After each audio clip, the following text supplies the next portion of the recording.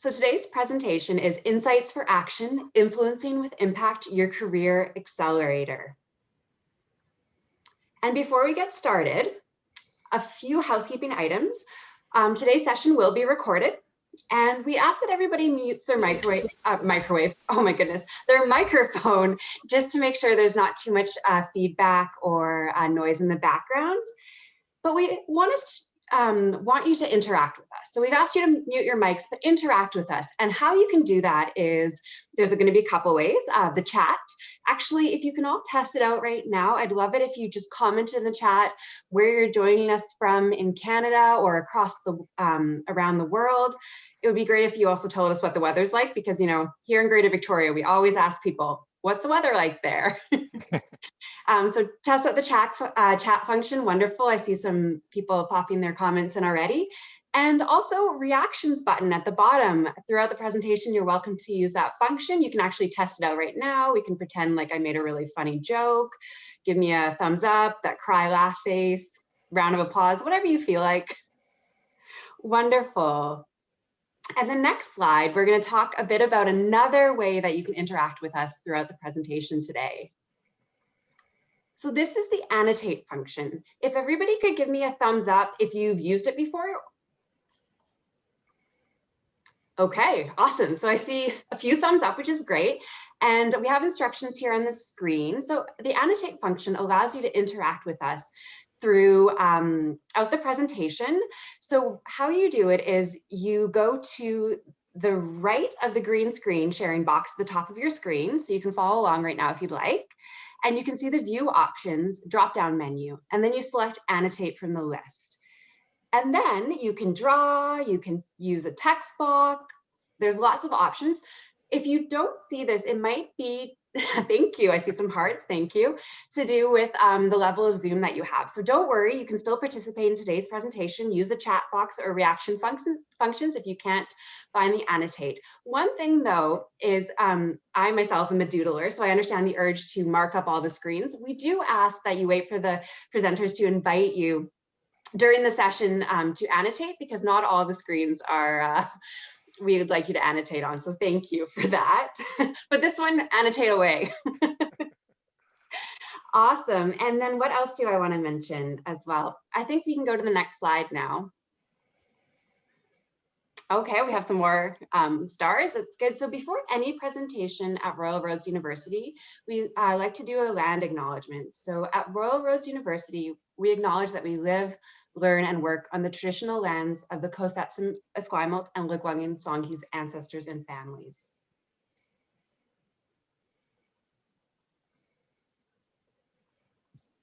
And we wanted to share a little bit about our campus with you. So the top left corner, that's Hatley Castle. We actually have a castle on the Royal Roads campus. It's beautiful. And to the right is the Japanese garden. That bridge is stunning any time of year to walk across. No snow here, so you can do it anytime you want.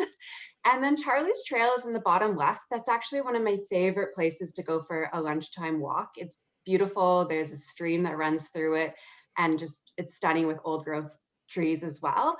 And then on the right, we're mentioning that we're experts in online learning, and we have been experts for 25 years. When COVID happened and the pandemic happened, it wasn't a shift to online, because many of our programs had already been online or had an online component. Next slide.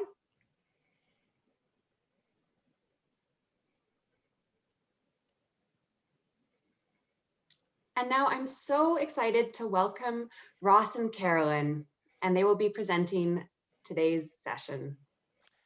Thanks, Amira. Good afternoon, everyone. I'm Ross Porter. I'm an assistant professor and the program head in the School of Business, and welcome to the fourth installment of our Insights for Action webinar series. Royal Roads' new vision is inspiring people with the courage to transform the world. And one part we play in doing that is hosting webinars on topics that we think matter, sharing insights born out of our research, out of our teaching, and out of our professional practice. Insights we hope that will fuel impact in one's life, in their work, and in their community. I'm very excited to once again be hosting my colleague, Carolin Rekar Munro. Carolin is a professor in the School of Business and is our lead for the leadership stream in our programs. In November, Carolin led us on a journey into the world of emotional intelligence. And today we're going to explore what it means to be a positive and entrusted workplace influencer, somebody whose ideas, whose opinions, whose perspectives are sought after and have impact, somebody who is skilled at advancing other people's thinking, helping them to see what's possible and moving them into action. And as we will discuss, this is not about manipulation or managing upwards, rather it's about knowing yourself, knowing others, and your overall context that you're working in to know what is needed and when. And workplace influencers add value, they don't add friction, and they accelerate their careers in the process. So welcome, Carolin, and welcome everyone to today's session. And in the words of CNN's Chris Como, Carolin, let's get after it. Thank you, Ross. Thank you, Amara. And Ross, you promised me you'll jump into the conversation as we venture forward. I'm always enlightened being in your presence, Ross and Amara and the entire team. And hello, everyone. I am absolutely thrilled to be back in this space, seeing some familiar faces, some faces I haven't seen in a while, and some new faces, whether you're from Edmonton, from Montreal, or in Kitchener, or wherever you are in the world. So a very, very warm welcome. Yes, today we're going to dip our fingers into the topic of influence, where, as you likely know, there are endless tools and techniques. There's a robust literature on the topic of influence. We're going to just tackle a few of the approaches to get us started, exploring a few areas that can have a high return on investment for our careers. And it doesn't matter where you are in your career, whether you're entry level or a more seasoned practitioner. We're talking about the tools that we can take, as Ross said, that can influence anyone. It's not just influencing up, it's influencing everyone around us. And it isn't for folks of a position title or anyone who's in a specific field. These are tools for all of us to leverage for our success, so we can move the dial in our ability to be really strong influencers. So the first thing I'd like to share with you is a little opportunity to practice those annotation skills, folks, on the screen. How do you perceive yourself as a workplace influencer? So feel free to grab a symbol or a text box and mark up this page, or if that annotate isn't working right now, feel free to drop in a statement or two right in the chat box. How do you perceive yourself? I see some folks are doing some heavy lifting. Good to see, doing some heavy lifting. The weights, I hope, the weights are getting a little stronger. Yeah, excitement of the opportunity. Oh, I see a few saying I get a little confused. Yeah, that happens. That happens. Oh, yes, some nail biting as well. Nail biting, yes. And some at peace with the idea of influencing. And as you see folks marking up that screen, you can see that the pendulum swings from those that are very comfortable in this domain and those that are walking with just a little bit of trepidation. And I am hoping today that all of us, regardless of where we are in terms of our skill and our ability in this area, that there are going to be some takeaways. This is about how we enhance our ability to be influencers. And as you can see, it really is a muscle. It's a muscle to be developed, and it requires some patience. It requires some perseverance and some persistence overall. And sometimes there are going to be some hiccups along the way, because every situation and every person is going to challenge us in different ways. And as I mentioned, it doesn't matter where you are in your career, there's hopefully a takeaway. So Simon Sinek often invites us to be crystal clear on our why. So I'd like to hear from you. What is your why for enhancing your skills as a workplace influencer? What's the driving reason that you've showed up today? What do you hope to gain? How about some things in the chat box? The annotate might be a little challenging, but if you want to try out the chat, that would probably be best. Fill that chat box with, why are you here? What's your why? So breaking down silos. So working horizontally. Yes. Career. Yeah. Career opportunities. Mm-hmm. Become more well-rounded. Yeah. Gaining other perspectives. Mm-hmm. Influencing culture. Again, collaboration, working horizontally in the organization. Nice. Resolving conflict.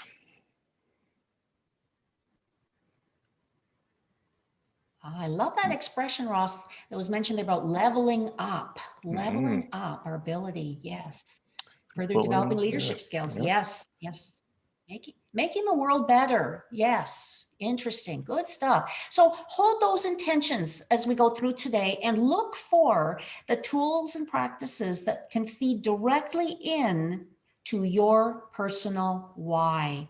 So let's unpack a little further what we're talking about here. Let's see if we can get that screen going. Oh, I see some question marks at the bottom. Let's clear that annotate box. So influence being our inner ability to lift people up to our perspective. Having people follow you because of what you represent. The capacity to shift people's thinking and move them to action long after the interaction between you and them. And John Maxwell leaves us with this. Our influence, our level of influence, it is not the same with everyone. It's going to shift. But I want to spend some time looking at, and Ross mentioned this concept of manipulation. I want to do some myth busting about what influence is not. And I want you to think about your intention, your why for coming to this session today. Is it focused on self-advancement, or is it focused on the betterment of others? Is it focused on what could be better for your team, your organization, for society in general?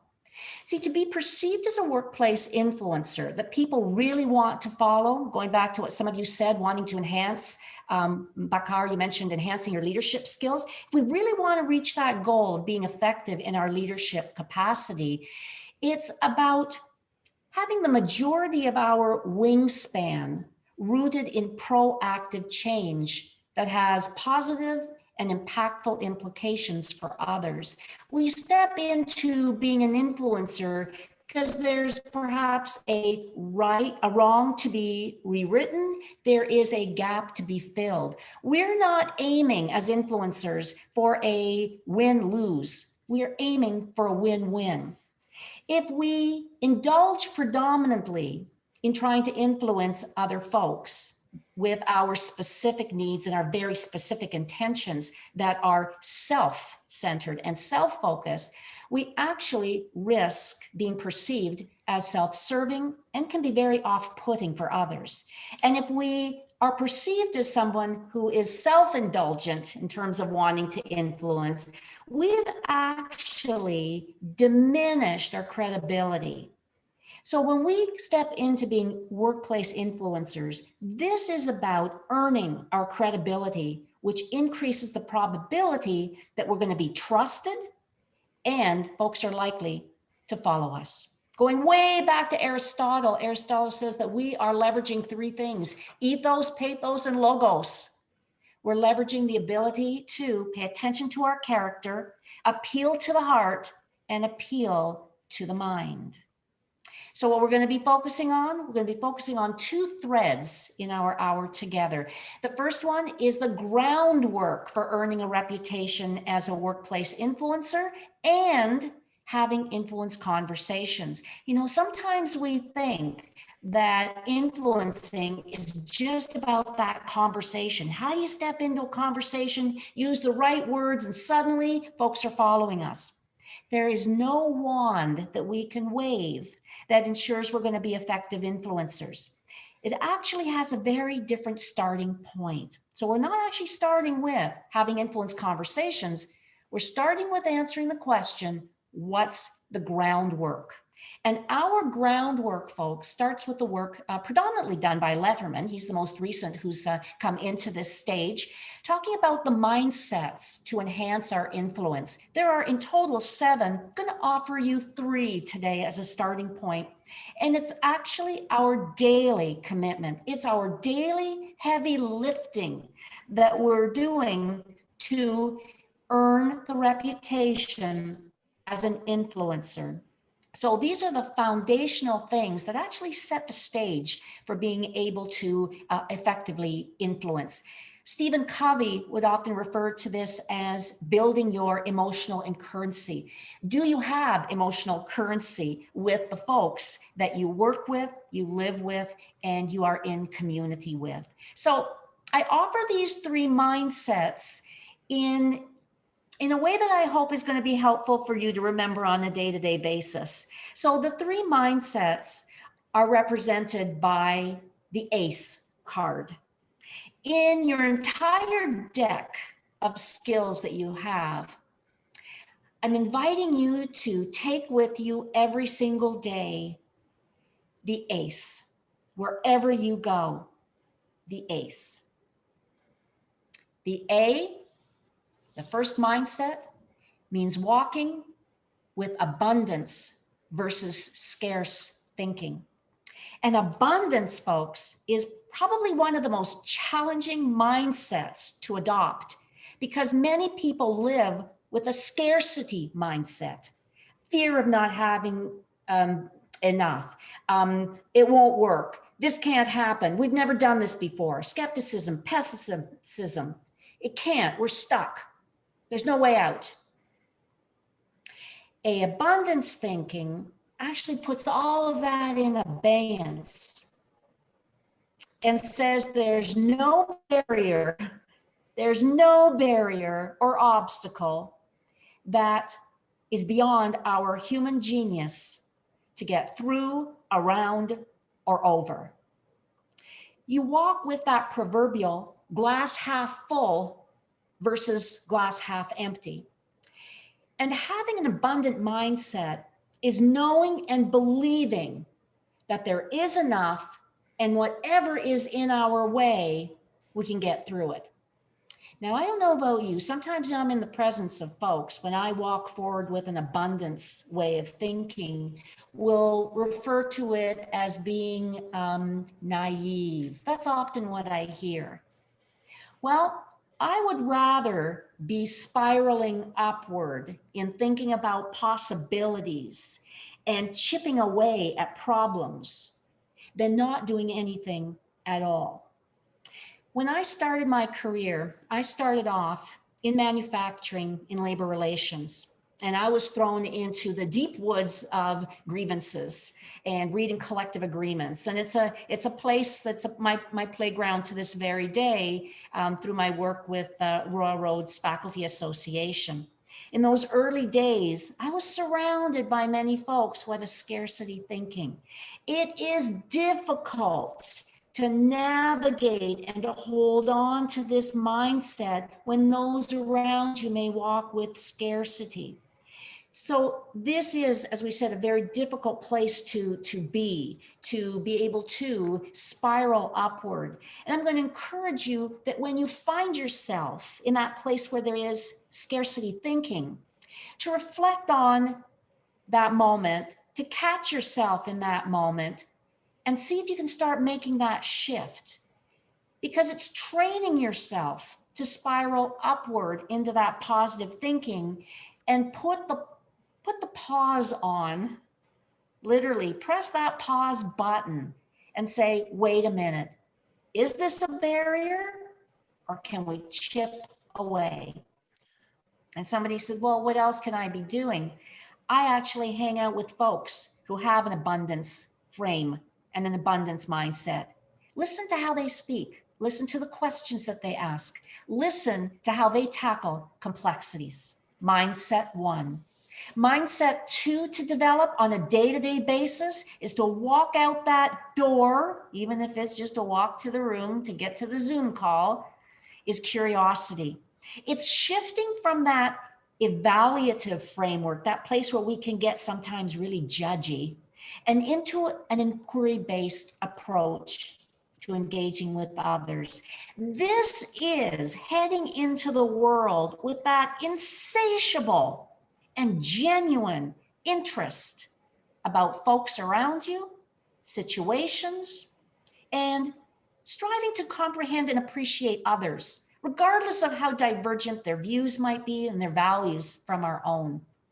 See, we've got that little voice in our brain. And if you're saying, I don't know what you're talking about, Carolin, it's that little voice that's talking to you right now. And that little voice, that inner voice, is wired with a web of complexity. Our values, our beliefs, our attitudes, what we've learned along the way, our assumptions. And that little voice affects not only how we think, how we act, how we speak, whether we choose to speak at all, even the tone of voice we choose. And it's about being hyper vigilant to that little voice and asking yourself, do I walk with a genuine interest in people and the things around me? That curiosity that we have about the world around us is one of the signature traits of an influencer. It's the golden goose egg of being an influencer. And I know pandemic is a contagion. Curiosity is also a contagion. It can actually lighten a room and allow others to come into the same ways of engagement. Because when we show up with that evaluative, judgy lens, this is wrong, this is wrong, this is bad, I'm better than this, it actually shuts down not only our ability to learn from others, it also crushes conversation. Very few of us really want to be in the presence of someone who doesn't walk with that curiosity, walks instead with that evaluative tone. And if we can put that evaluativeness on the back burner and walk with that curiosity, it actually becomes the magnet that attracts others to us, because we're helping them to see the world through a different lens. And the third mindset, well, starts with the letter E. And this E represents the fastest way to build connections with others. So what do you think the E stands for? Any ideas?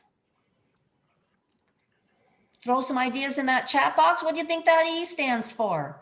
It's the fast way. Execution, engagement.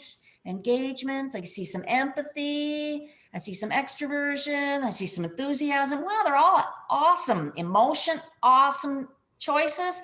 They all rise to the top, but the one that's the fastest way to build engagement with others is through empathy. Absolute empathy.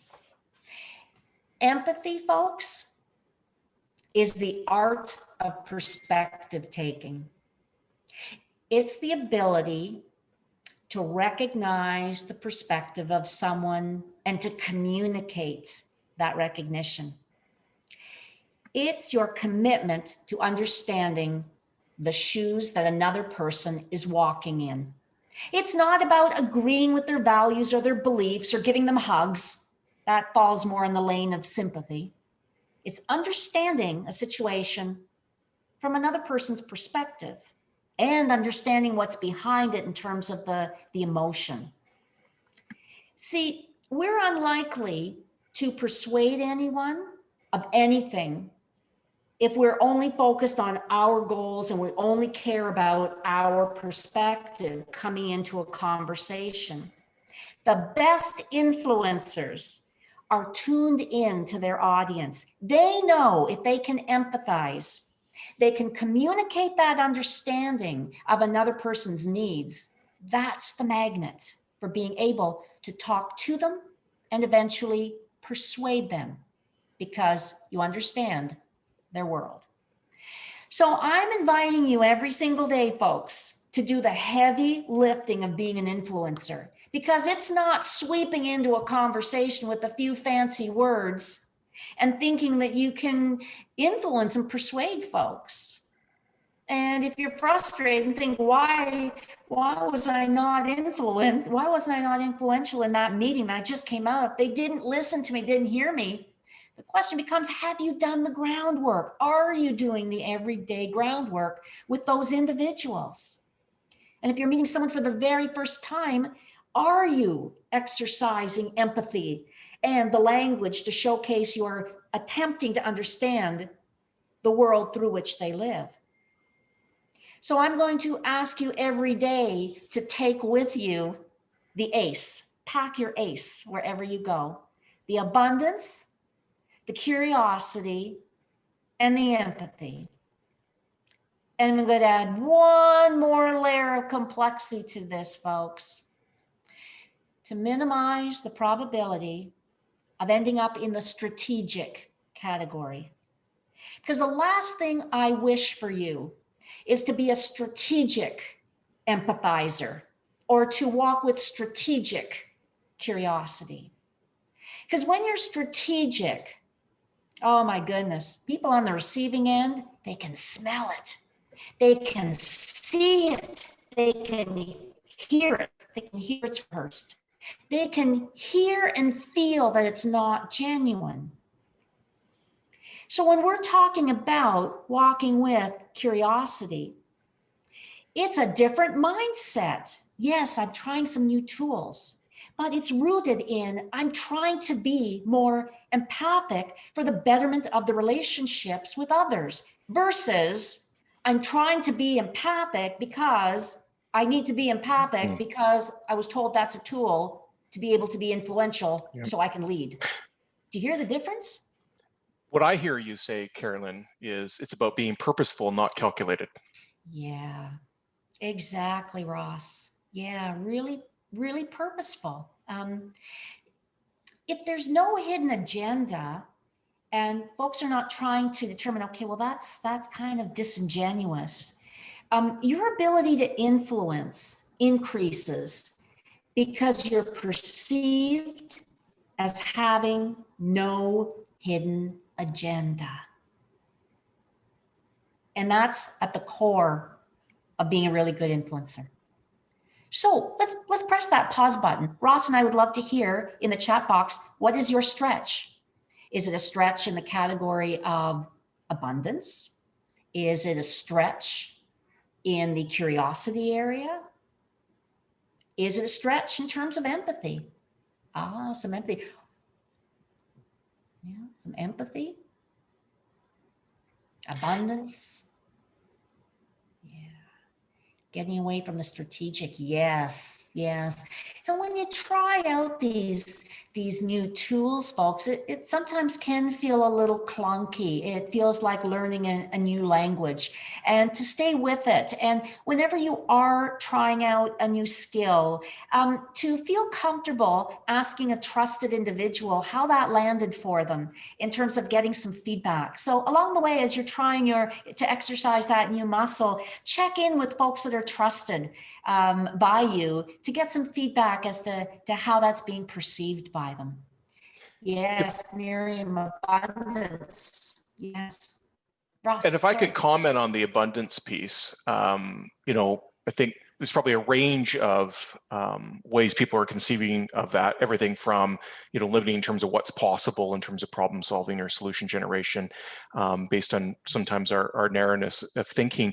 One area I see it evidenced very common in the workplace is the view that other success diminishes your standing and your potential to influence. So it's hard to celebrate the successes, the accomplishment, the praise that is given to others, because you feel if you're in a scarcity mentality, there's only so much to go around, and if Bob or Sue gets it, that's less for you.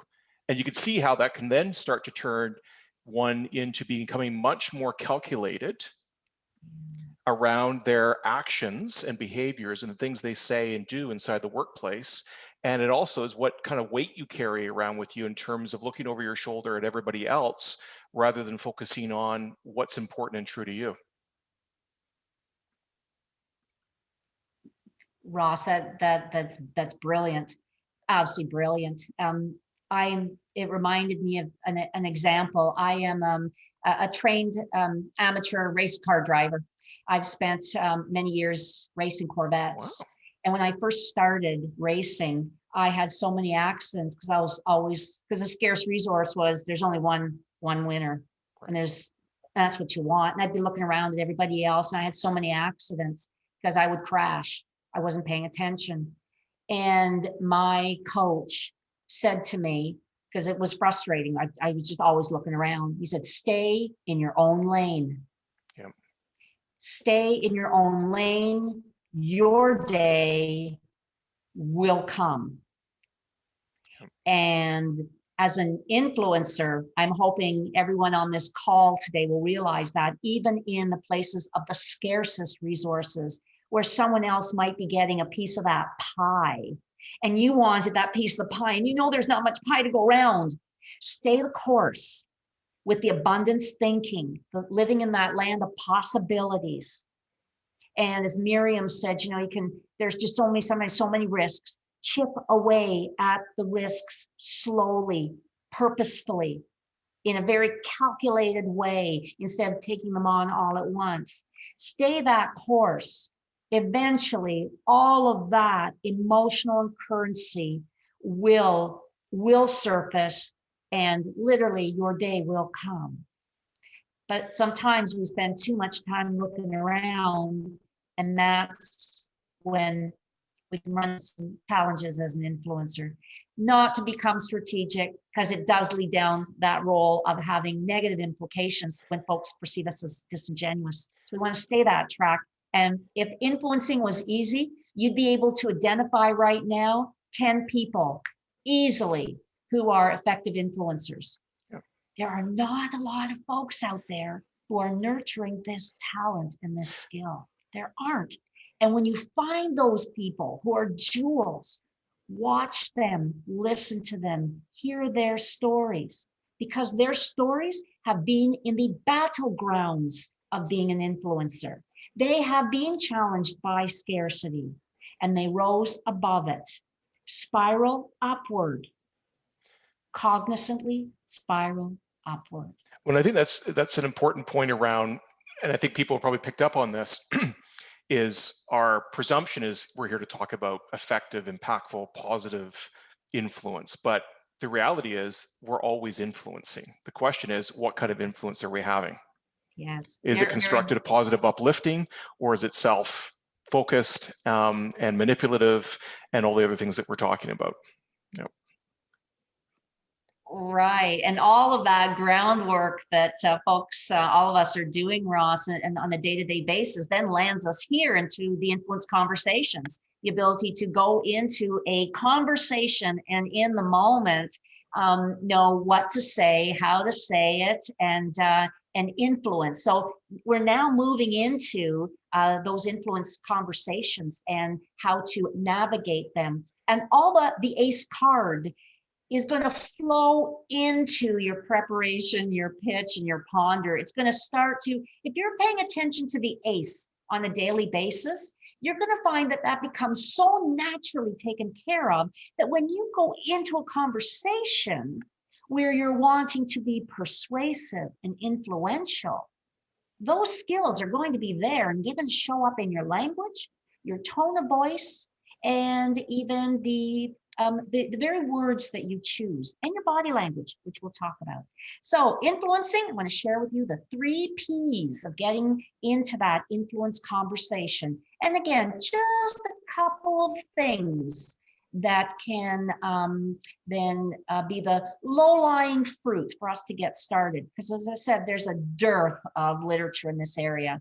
The 3 Ps, prepare, pitch, and ponder. And that first P, it is the most important step in being an effective influencer when we're looking at the conversation. Sometimes influencers, folks that you hold dear as influencers, You may look at them and say, what? They make it look so easy. In fact, the higher the ask or the more important the ask for someone, the more time the influencer spends doing their homework. Because being a good influencer means you're doing your homework. What does that mean? Well, Chris Voss says that as we're doing our homework, we want to remember something. He says, sometimes, and if you're not familiar with Chris Voss's work, it's a real gem. It's the book called Never Split the Difference. And Chris is a former FBI hostage negotiator.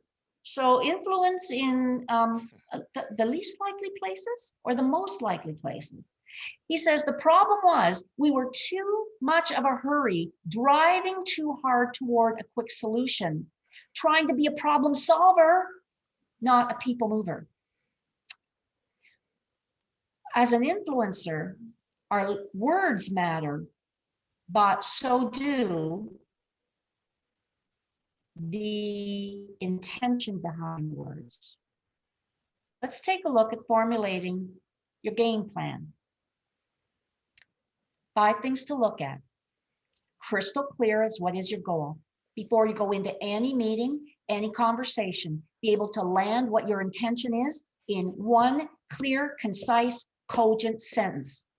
My goal is to come out of this meeting with, my goal is to ask for this. And the supporting points. What's the why behind that? And keeping it what we call content valid. See, when we want to be influencers, we want our message to be clear, concise, and cogent, as few words as possible. Do a check on your language to ensure that everything you're going to mention is locked toward achieving that goal. Identifying pros and cons and anticipating the outcomes. Spend some time thinking about what that individual could possibly say in response. What might be the outcomes? What response might you give? And good influencers figure out which lines they will not cross. The bottom line for them, what they will not do if they go forward with this particular ask.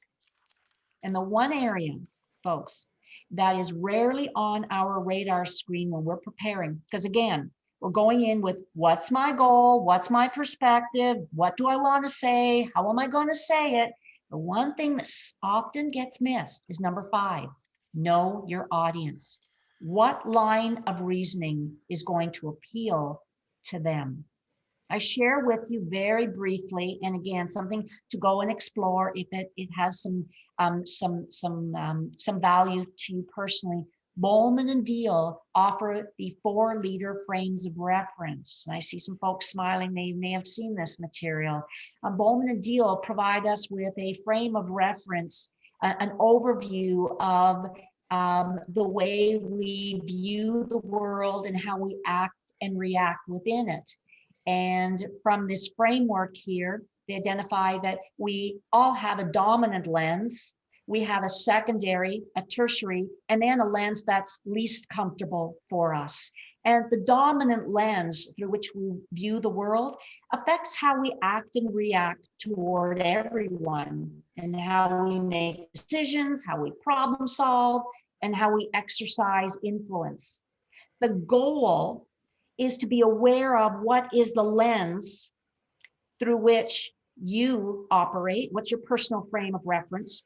Second of all, develop your ability to speak all 4 languages. Speak the language of each frame of reference, because that allows you to craft and deliver compelling messages of influence that are based on the receiver's frame of reference. And if you listen carefully, you can get a sense of the values and the priorities of the person that you would like to influence or you're trying to influence. See, when we know our own frame of reference, we can then make prudent decisions as to the messaging. So if I have a human resources lens, for example, where I speak passionately about the impact of my proposal and its impact on the motivation and the engagement and the livelihood of staff, it may or may not land as an influential message because the person on the receiving end may have a lens that is different than human resources. That person may not be compelled by our proposal if that person has a, for example, structural lens. They would more likely be moved if the message was couched in logic and facts and data that speaks to the return on investment reasons for the proposed course of action, claims and evidence. There's no right or wrong lens that you're looking at here, folks. And there's no judgment of a person that walks with any of these lenses. My message to you is listen for the priorities, the values of the individual that you would like to influence. Can you speak that language? I think sometimes it's very hard for us to imagine somebody having a different frame than our preferred, right? We like to think people see the world the way we do. But as I think about those that are seeking to have influence, understanding the interests, the agenda, the motivations, the values that are at work in others is so critical to be able to know what to say, how to say it, or whatever it is, the kind of influence you're having. You have to be situationally aware. Yes. And Ross, sometimes we may find ourselves in a situation where we're going into a large group of folks that are not known to us and we're going to influence. In that case, it's a good influencer will weave language from all four of these lenses into their presentation. They will perhaps lead with a symbolic, which is language of vision and possibility. I often call folks with the symbolic lens the dream catchers, the dream weavers and the dream catchers. It's the, we just recently had Martin Luther King's birthday. So it's the I have a dream speech and how that's rooted in a multi-sensory message. And the political lens, which we often don't hear of, and it's not meant to be folks that work in government. The political lens is that scarce resource individual, that person that says, what's in it for me? And I don't say that in a derogatory sense. I am establishing networks and coalitions because the resources are scarce and I want to protect those resources for myself and for my team. So are you cognizant of the language that other people speak? And are you communicating using words, sentence structure, tone of voice, and even asking questions that are rooted in someone's lens, their frame of reference? Goes back to that curiosity. If you don't know, demonstrate curiosity by asking probing questions that will elicit a better sense of the other. Very, very much so. And in that sense as well, if in terms of asking questions, and that's something we'll talk about in the pitch, is that if somebody does have a human resource lens through which they look at the world, the questions we often ask are, how are you feeling about what I've just said? Because oftentimes the human resources lens is connected to the feeling, the emotional side of viewing the world. A structural lens tends to be more in that left brain thinking. So we may couch our questions are, what are you thinking about that? So it also, knowing the frame that an individual has, the receiver of our message, allows us to use the right words to get at thinking or feeling in terms of our line of inquiry. Yeah, so it's very nuanced. There's just a lot of nuance here. The pitch is about communicating in the moment. And again, so much in this area, folks. I want to just give you a couple of takeaways here. Remember when we were doing the preparation, the first thing was start with, that cogent statement, what it is that you want to communicate. And then the second one was, what's the why? What's your reason? What's your supporting data? You now, when you go into a pitch, you flip it. So you start with, as Simon Sinek says, you start with your why. You start with the context setting appealing to a vision or a higher purpose. And again, thinking about we versus that I, what's in it for all of us by what I've proposed, and then landing what it is you are specifically asking. Reason being, if we go in with number 2 first, what is your ask? I want this. That person may already formulate a response, and they're just waiting for your lips to stop moving to say no. By saying the context, we're basically sharing with them all the good reasons why the plan which you're coming to this person with today could be of heightened value for our team, because then you're capturing their attention. Now, careful on this one, folks. I remember the first time I tried this, I had all my points down, and I walked into the meeting, and my boss turned to me and he said, he interrupted me mid-sentence. And he said, Carolyn, what do you want? And I was so flabbergasted because I had this whole little piece that I was saying and was starting with my why. What it taught me is that we even have to, or we're encouraged to frame our why. So if I may I offer, folks, when you start with your why, to say, there are 3 points I'd like to make. And stay with 3 because folks don't manage 3 more than that. 3 is a nice, comprehensible number that we can all work with. There are 3 points I'd like to make. So the individual knows there'll be 3 points. They know that your messaging is coming to an end. They're less likely then to interrupt you. They'll give you that space to make 3 points. So whenever you do have many things to communicate, think about how you can organize it around the 3.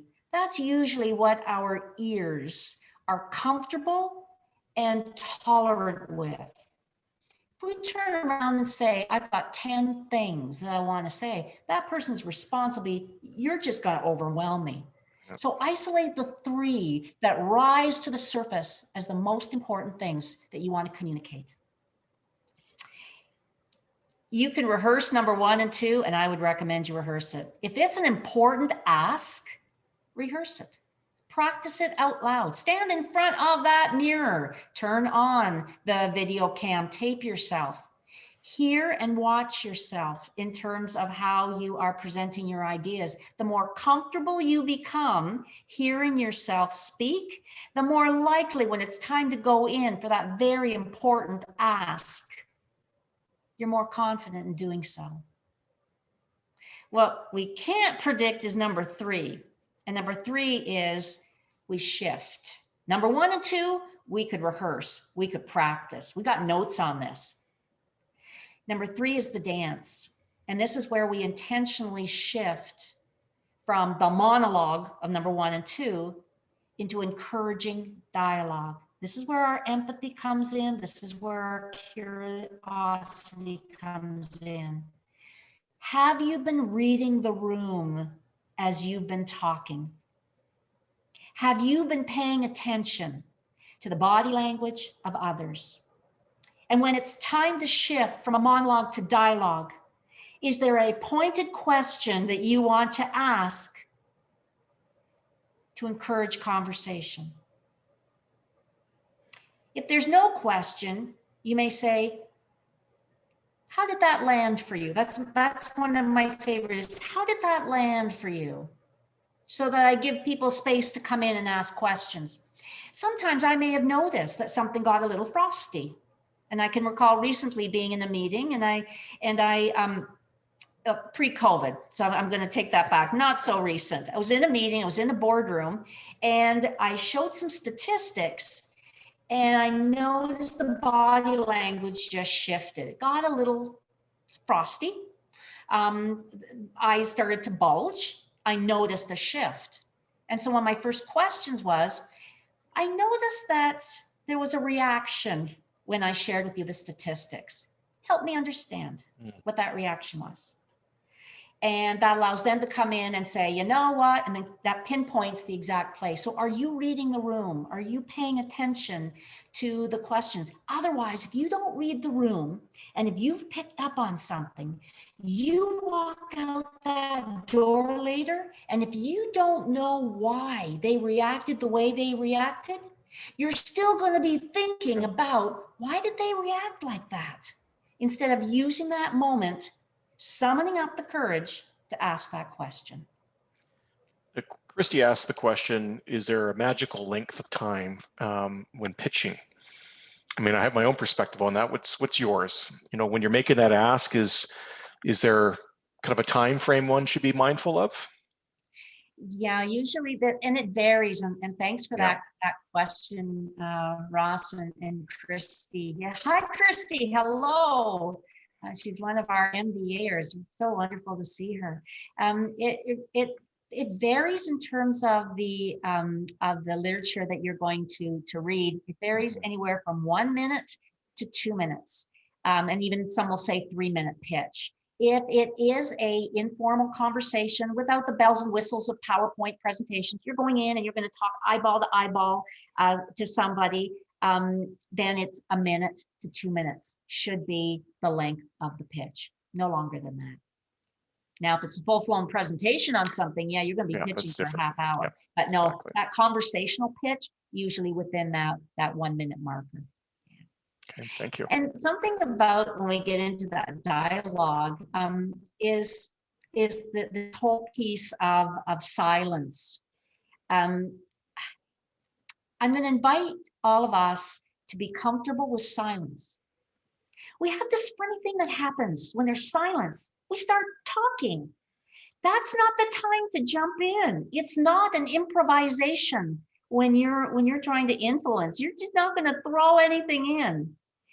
It's quiet. Be respectful of that quiet. Because if you're perspective taking, remember that what you're saying may be landing in someone's ears for the very first time, or maybe they just haven't thought about what you're proposing. You've had plenty of time. You've prepared and you've rehearsed for this. You know exactly what you want to say.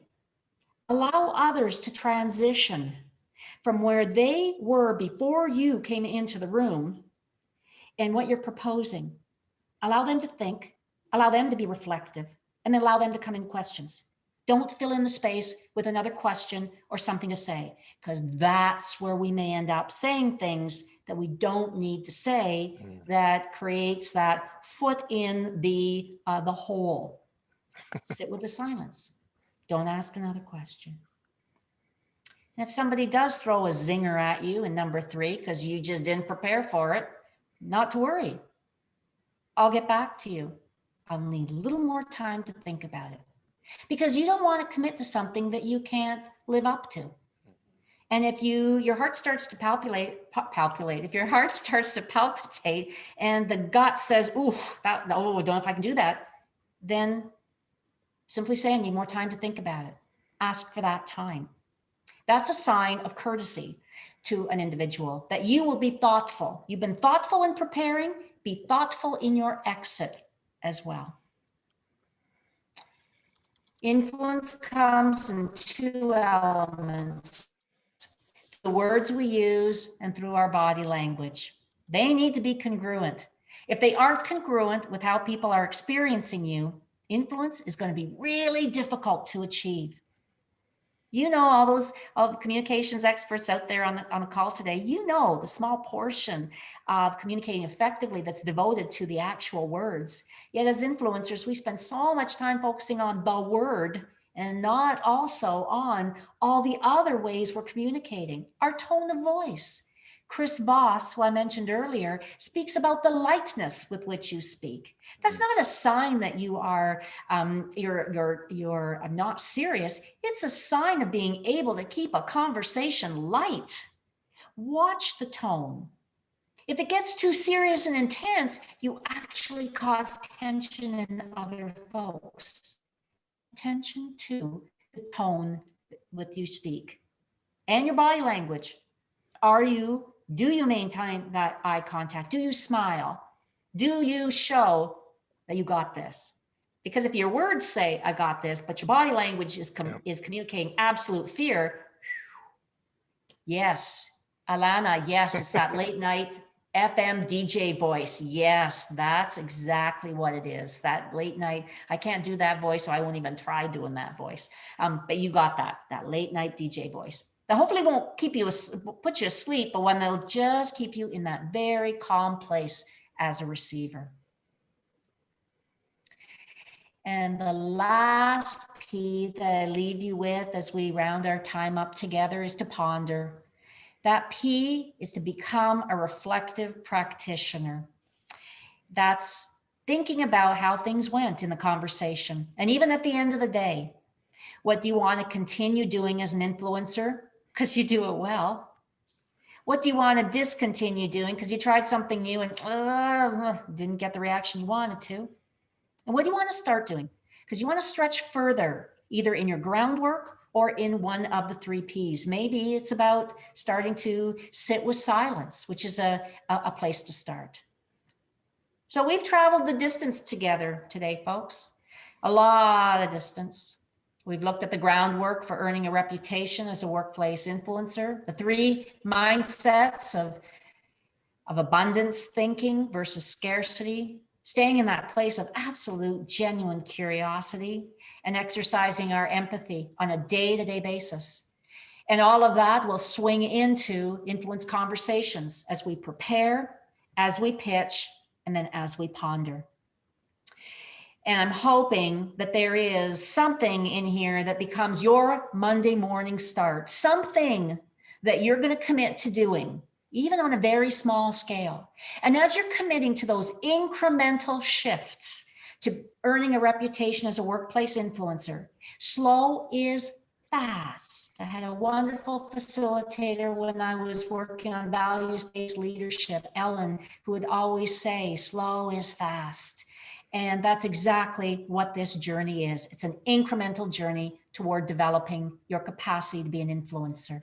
Because at the end of the day, folks, there's no way to know how many people your life will influence. You don't know who's watching, listening, or learning from you. So by starting to be effective influencers today, you actually start to model the way and create a norm in the workplace where it's important to pay attention to the ACE card, the 3 Ps, and how we influence effectively. And on that note, I'm going to turn it over to me. Emera. or and okay, Ross. either one, or what, it doesn't matter. Hey, Ross over to Ross. So we are ready to coming up go. to the top. So we are coming up to the top of the hour, and I just wanted to mention a couple of things. So thank you, Carolyn. So Carolyn and I are going to stick around for some, if people want to continue, have a conversation, ask some questions, Carolyn will stick around past the top of the hour. But we also recognize that many of you have other things to go on. So thank you very much for showing up today. I trust that you're leaving with something more than what you came in with. And you're coming, you're leaving with some insight, some inspiration, and some tools that you can put into effect starting this afternoon. If you're interested in learning more about what we do at the School of Business, this kind of gives you a bit of a sense of the kinds of conversations that could be happening in some of our classes. We have a range of both undergraduate and graduate programs. And if you want to know more about that, you can contact one of our enrollment advisors. I think that's on the next slide.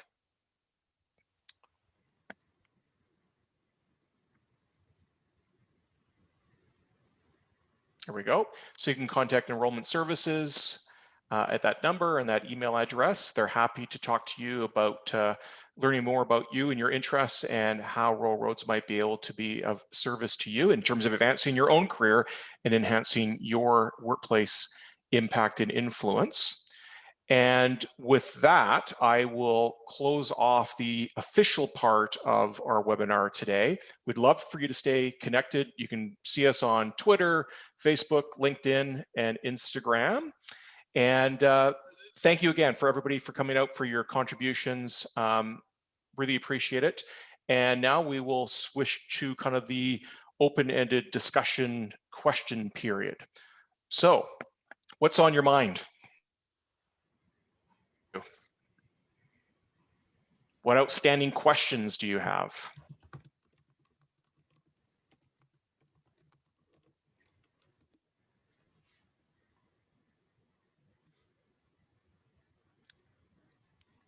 Let's see some of those influencing skills come to bear right now.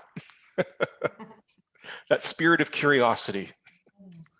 And feel free to open up the microphone if the Yep. question is still being framed in your mind. Carolyn and Ross, I'd be just curious to hear what your, Coles Notes version of your employment career involvement history looked like. Wow. So okay, maybe if I could frame that a little bit to say, so why is this, so Carolyn, what has transpired in your career that's caused you to say this is something that's with others? Wow. Coles Notes. I'm well into my 50s right now. So when someone says Coles Notes, I get really scared because it's been quite a roller coaster. So as I mentioned, I started off in manufacturing, in labor relations, and right into what the influence world looks like. I spent a number of years then moving through human resources as a practitioner, and then landing in academia to teach, and having one foot. I'm wearing a number of hats. A lot of my work is with Education Beyond Borders in Tanzania, where I've been working there for years now. And I think that's a place where my greatest lessons around influence surfaced.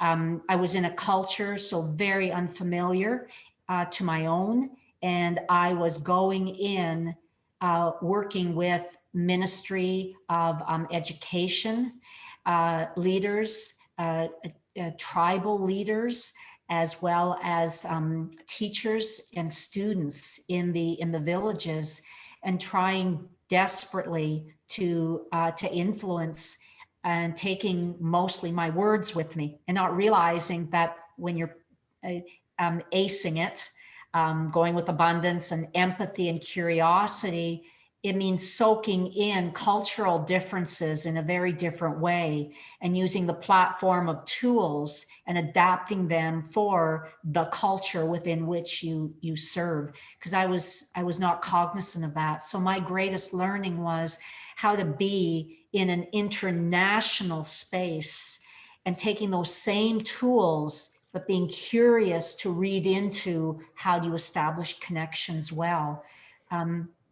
So yeah, I've landed from human resources into academia. I still have my own consulting firm. I work with clients, and along the way, every single situation and every person challenges me to influence more effectively. But I think the greatest challenge has been, as I mentioned, in Tanzania, in a culture so unlike my own.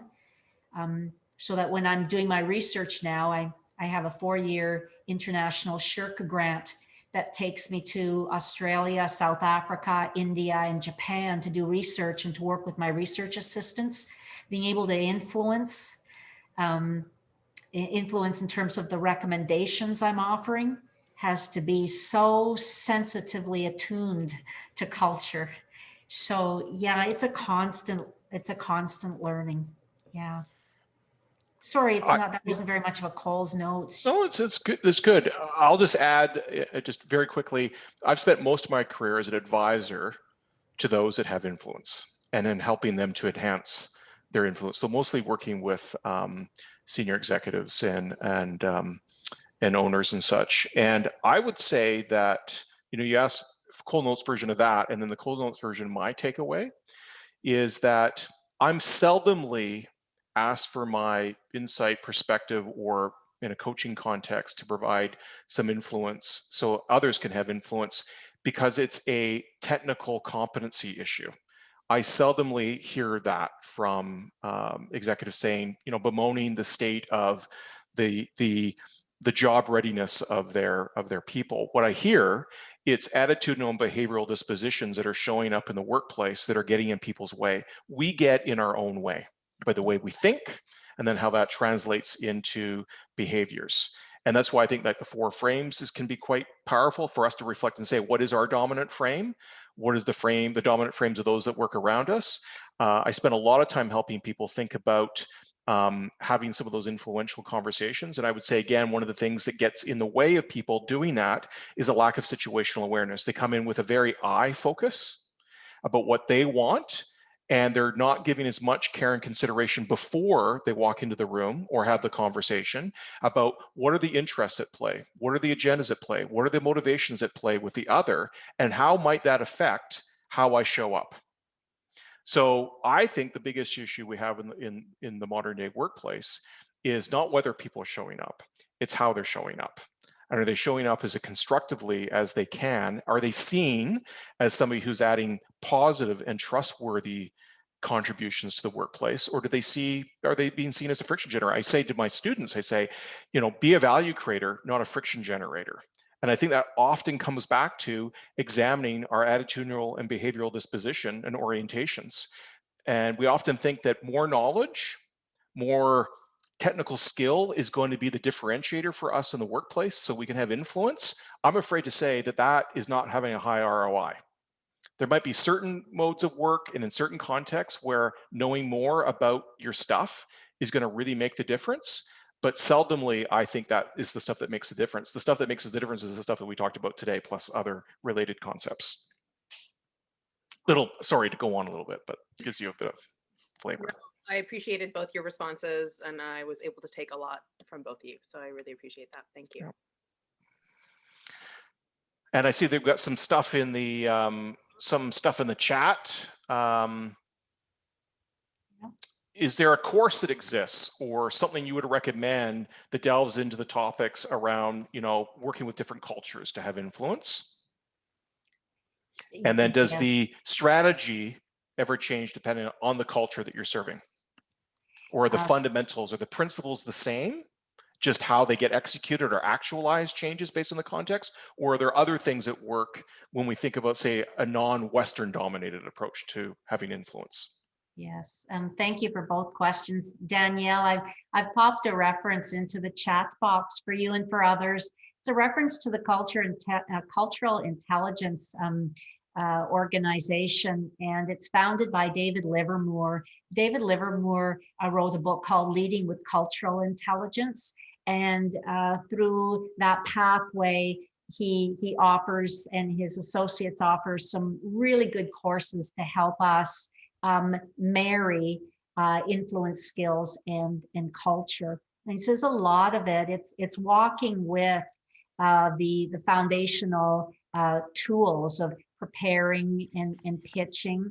But it's also saying, I'm going to press the pause button on that, and I'm going to watch for how things are done in different cultures. So something like the expression of empathy, which I learned in my travels in Africa, which are different in the East and in the South, that the expression of empathy is different. So instead of walking in with a particular way of empathizing or walking in with a certain set of questions, they're tempered. So yes, and yeah, very, very much so. So Livermore's work would be a great one to explore. Even his book would be great. Leading with Cultural Intelligence. And William Gladwell's tipping point. Yes, an interesting point of view is definition of needed. Yes, very much. Yes. Yes, and that's EXM 688. And yes, there's a little course plug there too. Yes. Wonderful. Something else I wanted to build on some of the things that we talked about today. This is another thing for folks to consider is our tendency to make assumptions rather than test assumptions. So again, when I work with executives and their teams or their staff, I see a lot of assuming with very little questioning one's assumptions or the assumptions that one assumes others are operating with.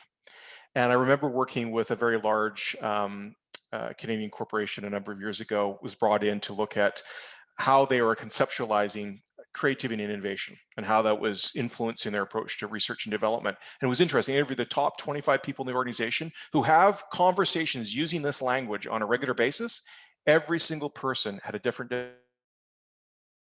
that the people that they were talking with and they were making decisions with actually were using the same words and meant something very different.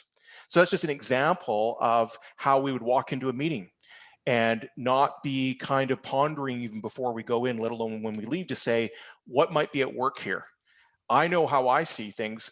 Am I holding it loosely enough to actually consider that people might not see it the way that I do? And maybe I should ask, do you see it the same way I do? I am assuming X, Y, or Z. Is that how other people are seeing it? I've never been part of a meeting yet when somebody's actually, say, brought up an assumption and tabled it, that there is common agreement.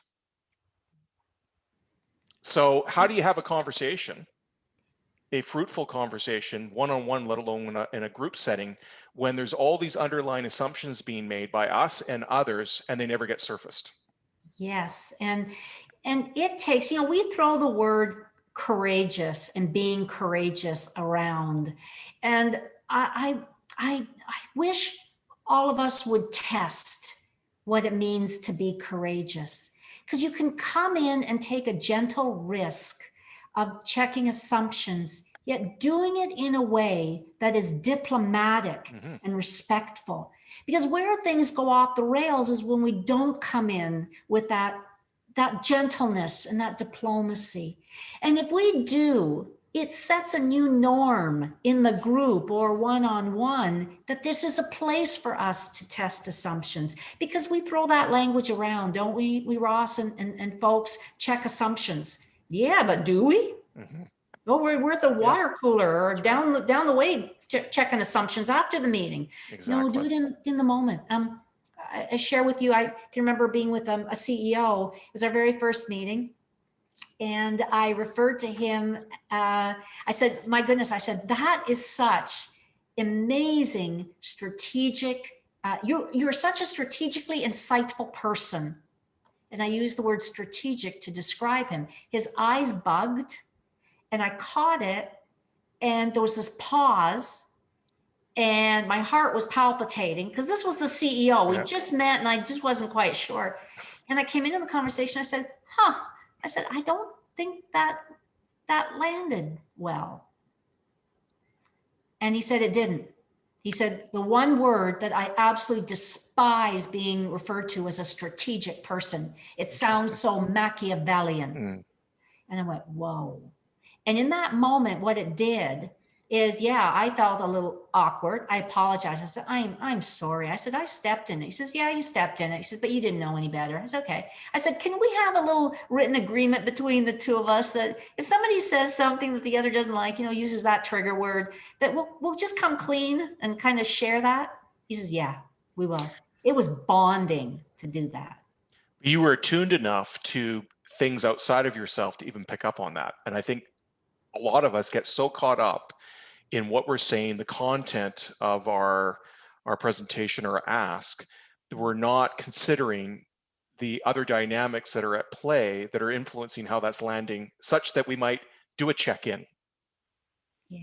So, which means we got to manage our stress coming into those conversations. So when we talked at the last webinar on stress management as part of emotional intelligence, it's critical because our ability to manage the stress in the moment allows us to be a little more vigilant as to what is happening with other folks. Sometimes we become so attuned to our own heartbeat that we do not hear the heartbeat of the other people in that room. Great. Any final comment or question for anybody before we break for this afternoon?